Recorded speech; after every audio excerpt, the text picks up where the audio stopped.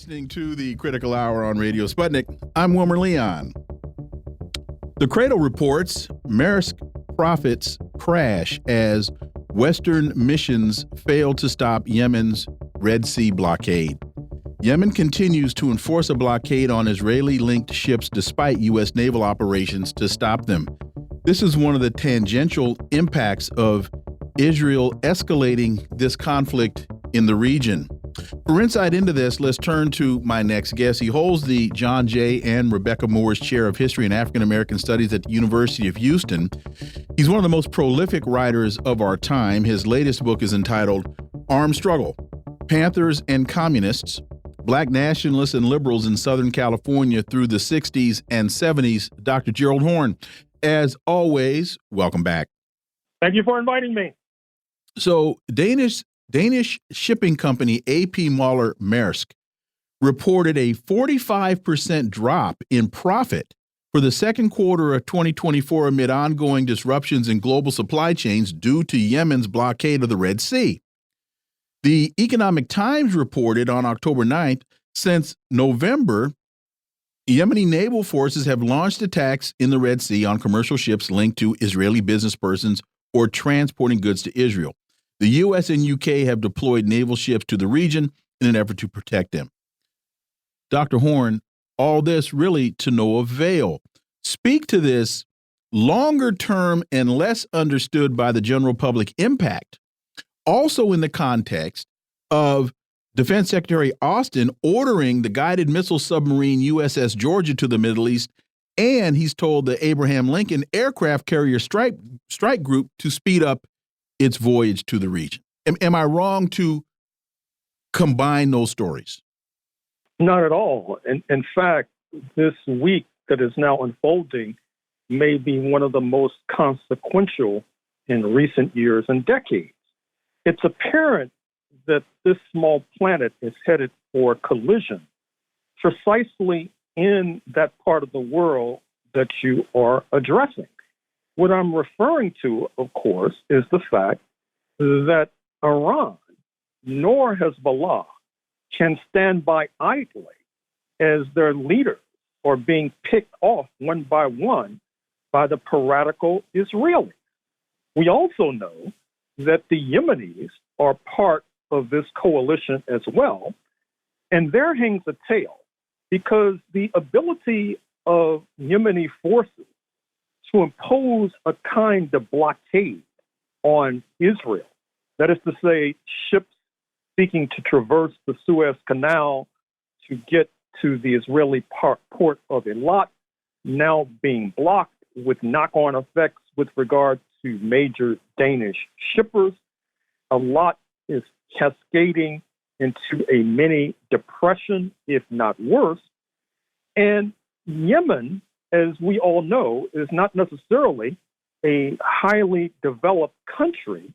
And the fact that it can impose a kind of sanction, not only against Israel, but against a shipping company from Denmark, an essential North Atlantic country, it bespeaks a so-called revolution in military affairs that is unfolding before our very eyes. So we should also include in that context the development of Iranian drones, which are quite effective on the battlefield.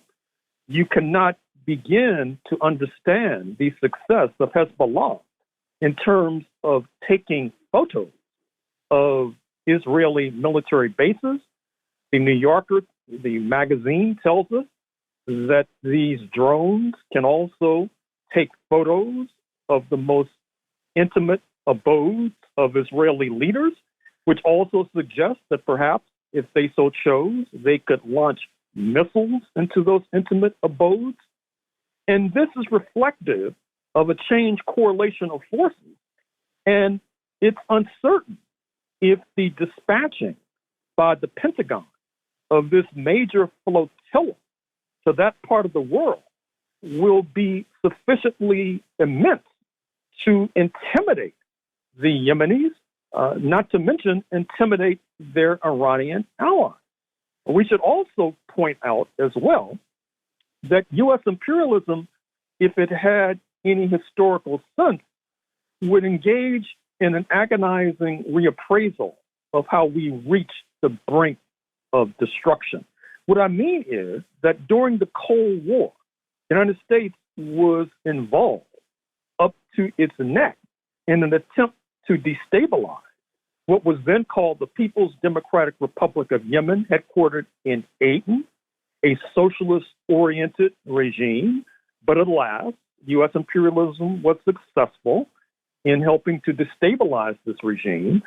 But instead of drawing the lesson that that kind of external interference in the internal affairs of a sovereign country was bound and destined to backfire, instead they're doubling down by sending this flotilla. Now, let me send a message across the river to the Pentagon. That is to say that if they are to do even a not-so-close analysis, they would arrive rapidly and readily at the conclusion that a major beneficiary of this impending conflict in that part of the world will be the People's Republic of China. Because the United States, on the one hand, has this rhetoric about focusing like a laser beam on China. In fact, there's a new neoconservative publication that's climbing the bestseller list in their quarters entitled, "We Win, You Lose." In other words, the United States wins in this confrontation with China and China loses. The problem there is that, like a 6-year-old with some sort of attention deficit disorder, the United States cannot sufficiently focus on China because it keeps getting dragged away into these conflicts, such as the one that's now unfolding with regard to Yemen. And in any case, China's a beneficiary, not only because the United States imperialism cannot focus on China, but also if you look at the slowdown in traffic in the Suez Canal and the attempt by manufacturers and merchants to reach markets from Asia into Europe by traversing the Suez Canal, well, of course, there's an alternative. China, in its wisdom, built a railroad that rumbles from the eastern part of China all the way to the Atlantic Ocean. And so the orders for these Chinese rail cars are now filled ad infinitum. And I should also say that with climate change, the ice blockage on northern routes from China into northern Europe are now allowing for Chinese vessels to take that route as well. And so, alas, we see that U.S. imperialism is headed for yet another disaster. And if I may, let me bring up an ancillary point, which is that the Zionist lobby, which is frothing at the mouth, has now picked up a new issue, which is claiming that the failure to name their man, Josh Shapiro, the governor of Pennsylvania, wants to volunteer for the Israeli Defense Force, to the position that Tim Walz, the governor of Minnesota, now holds, that is to say, as the nominee as vice president, that reflects anti-Jewish bigotry. That has been taken up by the New York Times in a series of harebrained articles. But here's what your audience needs to realize. When Senator Bernie Sanders, who also happens to be Jewish, was blocked repeatedly by centrist and right-wing Democrats from being the presidential nominee of the Democratic Party a few years ago, there was no cry that this was a reflection of anti-Jewish bigotry. And so, alas, we see that this crisis with regard to Israel and historic Palestine is driving many off the cliff of sanity, but I'm afraid to say that they will not necessarily be the only victims if this crisis is not halted forthwith.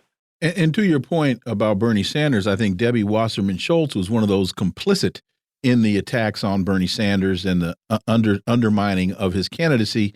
And I think she's Jewish as well. So just another data point to your point. And she's the one beating the drum about Josh Shapiro. I mentioned that the U.S. and U.K. have deployed naval ships to the region to no avail, which to me speaks volumes about it. I tell folks a lot of times you have to redefine win, because in the West, we're looking at this in terms of we have the larger military force and we're going against a smaller military force, and therefore we're going to win this conflict. When in fact, the Ansar Allah, Hezbollah, Iran, they're looking at this from a totally different perspective, which is why I wanted to start the conversation with this story, because they're talking about the ongoing disruption of global supply chains, which has all of these it's like the butterfly effect. It has all of these ancillary impacts that a lot of people still aren't tying to this conflict. So can you speak to that also in the context of they're sending the Abraham Lincoln into the region, and what I've looked at, it costs somewhere between $6 million to $8 million a day to run that aircraft carrier. And so when Hassan Nasrallah says